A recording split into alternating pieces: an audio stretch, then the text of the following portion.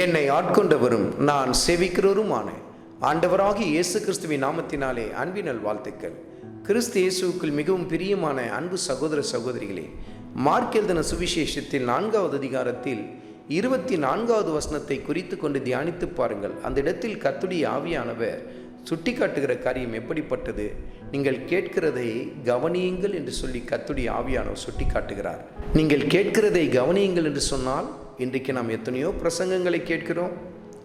இன்றைக்கு TV on பண்ணாலே gospel channels நிறைந்து காணப்படுகிறது.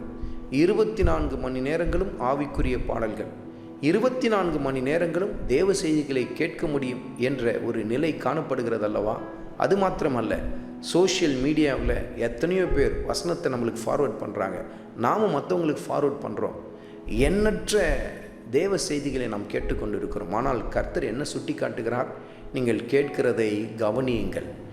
எதை கேட்கிறீர்கள் என்பதை சற்று கவனித்து பாருங்கள். மெய்யாகவே நீங்கள் கர்த்தருடைய வசனத்தை தான் நீங்கள் கேட்கிறீர்களா, அல்லது அவர்களுடைய கட்டுக்கதைகளை கேட்கிறீர்களா என்பதை நிதானித்து பாருங்கள் என்று சொல்லி கர்த்தருடைய ஆவியானவர் சுட்டி காட்டுகிறார். ஏனென்றால் இது கடைசி நாட்கள். கடைசி நாட்களில் எப்படிப்பட்ட கொடிதான காலங்களாக இருக்கும் என்று சொல்லி கர்த்தருடைய ஆவியானவர் எழுதி வைத்திருக்கிறார்.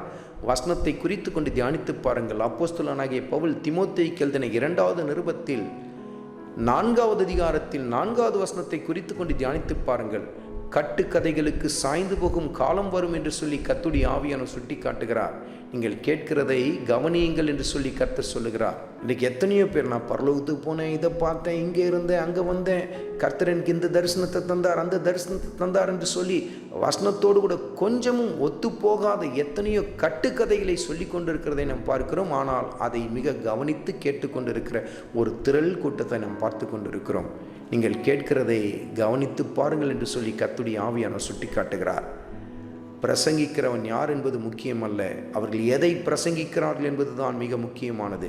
அவர்கள் கர்த்தருடைய வார்த்தையை சொல்லுகிறார்களா அல்லது கட்டு கதைகளை திரித்து கொண்டிருக்கிறார்கள் என்பதை நிதானித்து பாருங்கள்.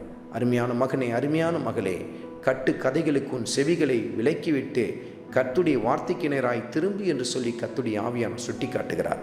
ஆண்டவராகிய இயேசு கிறிஸ்துவின் கிருபை உங்கள் அனைவரோடும் கூடி இருப்பதாக. ஆமென்.